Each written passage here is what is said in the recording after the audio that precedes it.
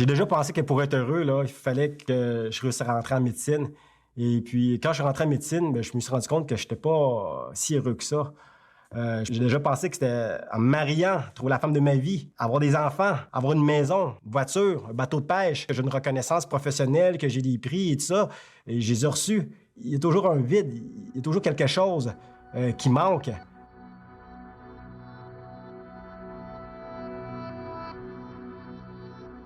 C'était samedi de Pâques 2015. Je m'installe devant la TV. C'était normal qu'il y avait des films sur la vie de Jésus à la télévision. Et puis, je l'écoute.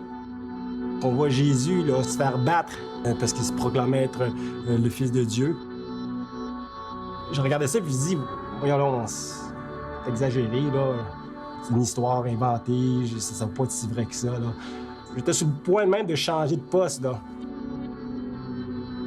Sauf que là, je me suis dit, bon, je vais vraiment faire l'exercice de dire, pourquoi les gens, là, à l'époque, il y a 2000 ans, ils voulaient le tuer? Je veux dire, même s'il dit que c'est le Fils de Dieu, on n'y croit pas, mais pourquoi vouloir tuer une telle personne? C'était ça, ce bout-là, que je n'étais pas capable de comprendre. Fait que je me dis, je vais me mettre dans la peau des gens. C'est là que j'ai réalisé que je n'étais pas une si bonne personne que ça, là.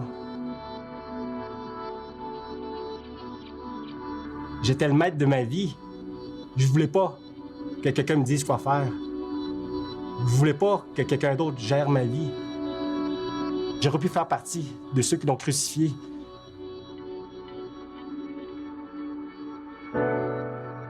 Honnêtement, je pensais que jusque-là, j'étais une des plus bonnes personnes qu'il n'y avait pas sur Terre. J'étais même pas prêt à ce qu'un de ceux-là qui m'aurait torturé survive, mais alors que lui, il a demandé à son père de pardonner à ceux-là même qui l'ont tué.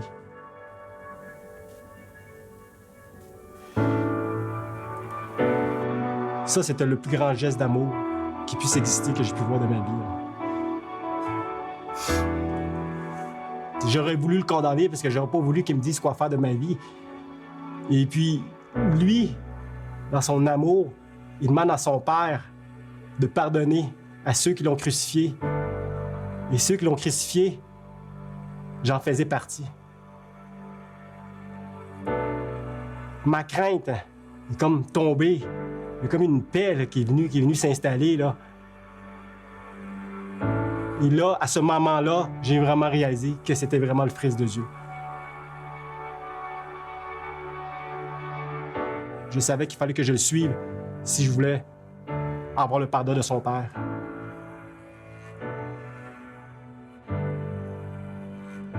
Et puis moi, le bonheur, j'ai trouvé quand j'ai réalisé que c'est Jésus, là. Ce qu'il a fait pour moi à la croix, c'est ça qui est le bonheur pour moi.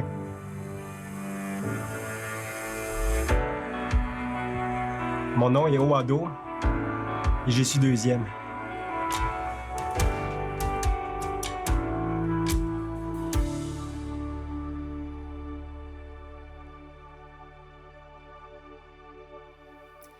Avoir accompli tous ses objectifs, avoir réussi à devenir un médecin, même un cardiologue.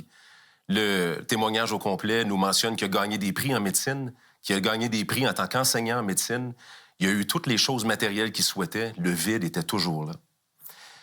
Jean-Paul Sartre était un philosophe du 20e siècle, un athée existentialiste qui croyait forcément et très profondément qu'il n'existait pas de Dieu. Il a déjà donné un exemple pour prouver son point, c'est qu'il disait « Un presse-papier est créé avec un objectif qui est décrit dans son nom. Presser du papier. » Et puis il dit « Les humains sont créés sans objectif, pas de but, avec aucune raison. » Si je peux démentir, qu'est-ce que Jean-Paul Sartre dit? La preuve qu'on est créé par un Dieu, pour un Dieu, elle est exactement dans le fait qu'il existe un vide que rien d'autre que Dieu peut combler. Et cet homme-là l'a découvert. Et ce jour-là où il regarde ce témoignage-là, où il regarde la vie de Jésus, il est sidéré par quelque chose qui est plus grand que lui. Et là, tout d'un coup, Jésus devient pour lui quelque chose qu'un autre humain n'aurait pas pu faire. Quelqu'un qui est capable de pardonner même ceux qui l'ont crucifié. Et là, il réalise, mais moi, dans ma méchanceté, j'aurais voulu m'en débarrasser. Et là, il trouve en lui le pardon de ses péchés. Docteur Do devient maintenant quelqu'un qui est capable de dire « Le vide à l'intérieur de moi a été comblé. » Ce vide-là qui est spirituel doit être rempli par quelqu'un qui nous a créés. Je vous encourage à venir à lui aujourd'hui et puis crier à lui, demandez-lui de se manifester à vous. Je vous le dis, il va remplir le vide. Vous avez des questions ou des commentaires sur ce que vous venez d'entendre? Contactez-nous par téléphone ou réagissez sur les médias sociaux.